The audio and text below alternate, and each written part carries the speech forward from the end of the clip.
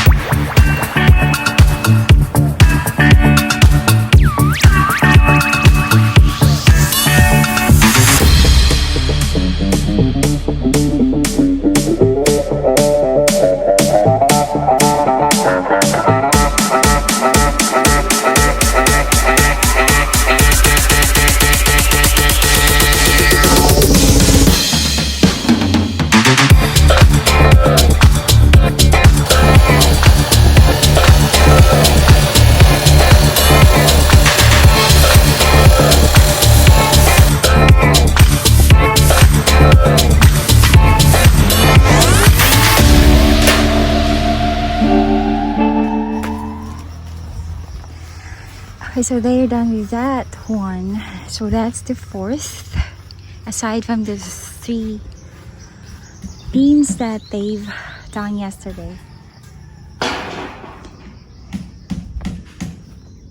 I think they still have enough for the rest.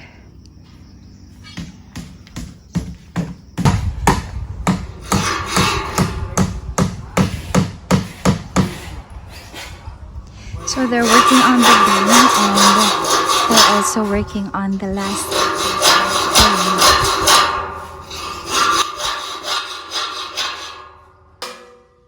Okay, so I think they're going to start on putting the beams today.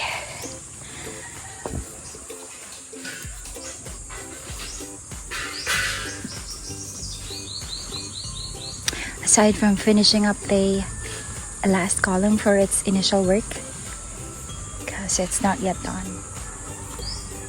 and it will not be done yet, and it is a nice day right now.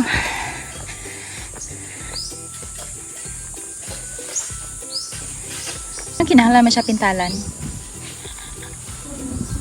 Matay ang mga katugay na hindi man suwanta, pero di butangan na para tayadaan, ma'am. Unsa man? Itong converter na ni mong bagmaro sa tubig. Unsa? Rust converter. So they put rust converter on this one before they put paint to avoid the steel from being rusted that much. So that's why they put paint as well, para dili na siya matayan. Because as you've noticed, it started already before they put paint and the rust converter. Ano siya, ilang gibutang? Ano siyang tubig, pero di siya tubig. So as you've noticed, see, it started on rusting already. So that's the reason why they've used that chemical nga siya.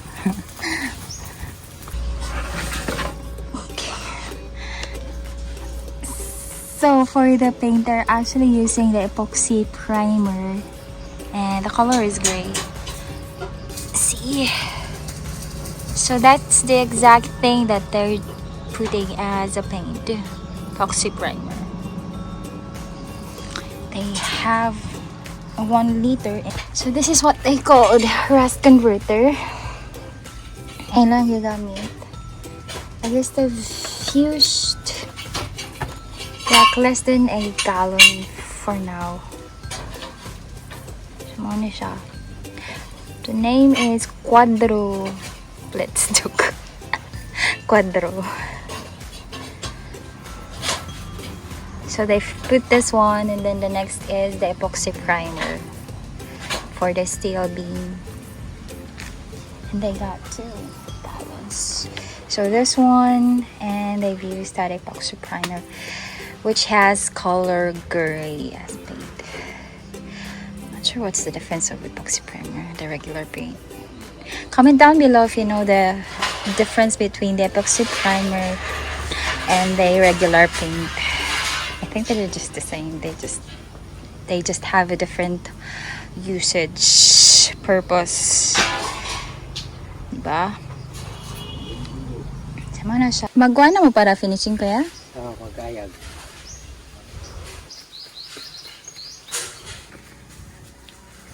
And they are about to shift the sand as well for the finishing work or rendering. They're using this screen like what they did on the fence wall work before. Okay, so this is how it looks like so far. And yeah, it's kind of hard to actually dig and flatten this part since there's so much rocks. But doon yun siya. Singa na siya. And Dwayne asked me if they got this iron or rebars that sticks out from the wall. Nagu. I don't know what's the purpose of the rebars that sticks out from the wall connected to the dirt. Unsay purpose ka nang naana siya? Ah. Nikabilya, ma'am. Tangan ba sa gabilya? Good sa kauton o gi-flatten. Tanaw pa lang naon sa kadagko ang mga bato gihapon. There's still a lot of big rocks that they've took out while digging. So it's my first time to show you inside. Usually I took video outside. So everywhere there's rebars sticking out.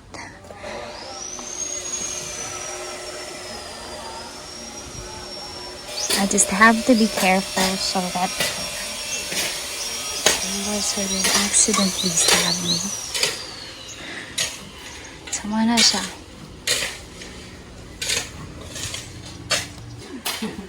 So according to Dwayne, this is the purpose of this rebar is to tie the wall to the floor or floor to the wall. That's why these rebars are coming out from the wall everywhere, so that the wall will be tied up to the floor.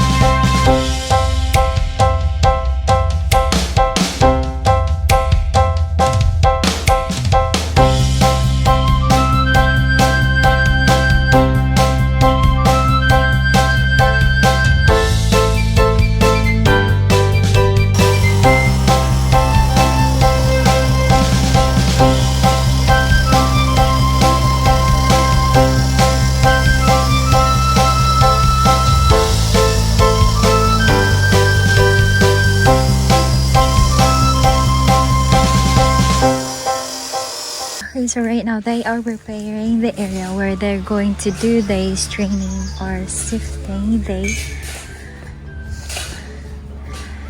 of the sand. Sa Bisaya pa pag-ayag sa bunbun, so that they will have something that they could use for the rendering.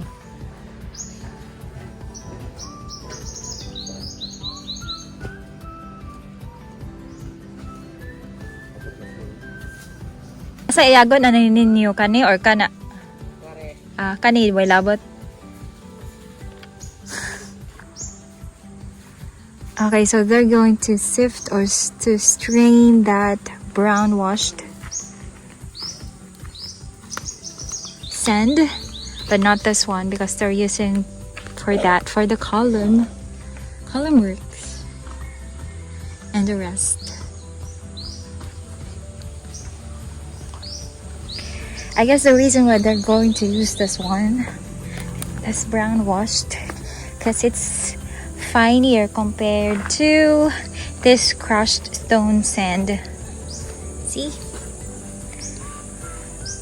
Okay, so it's almost 11 right now. Cheese 41 ang takna. So this is what they've done so far. Ay, sura man na. So let's go.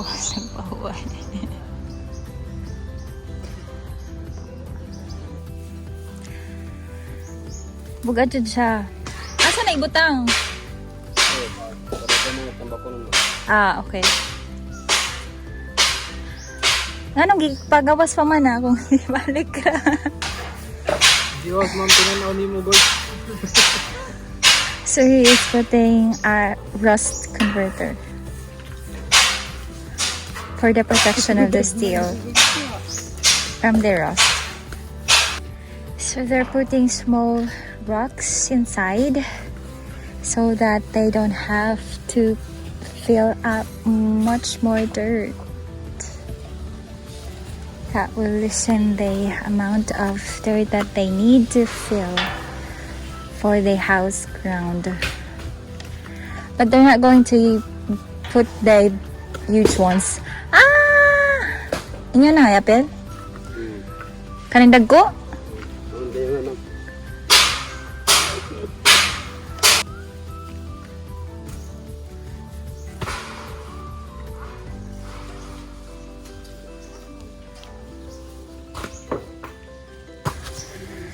As they still have to fill so much dirt. So what they're doing is trying to put back much of the rocks. So na siya.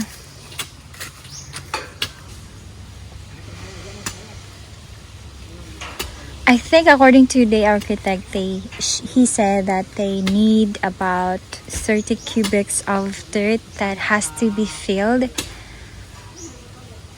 for the house ground. That's why they're trying to even use the rocks to fill those gaps so that they won't need much of dirt, or at least I would lessen the amount of dirt that will be needed or that is needed.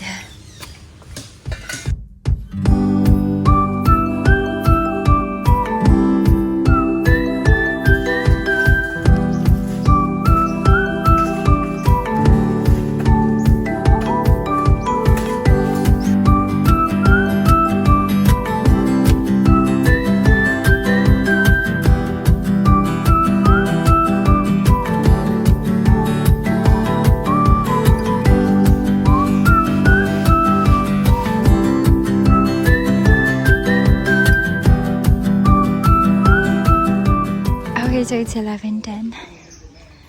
I guess they are going to stop early. It's because it's really hot in the middle of the day. But usually they're making it up during the afternoon.